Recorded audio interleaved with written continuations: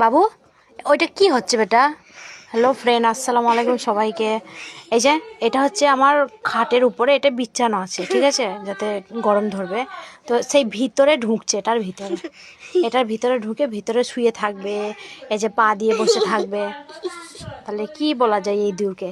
এই ইঁদুর, এই ইঁদুর, এই ইঁদুর, এই এই এই এই এই এই এই। না না না না, ওরকম করতে হয় না।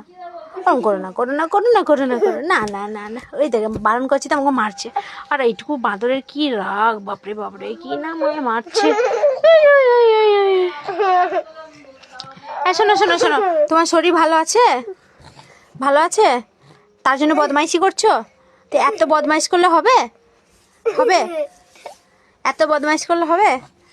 আর জামার বোতামটা খুলেছো কেন? জামার বোতামটা খুলেছো কেন? জামার বোতামটা কেন?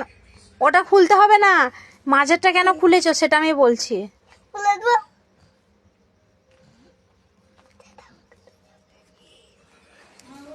উফ, টাটা দিয়ে দে বেটা।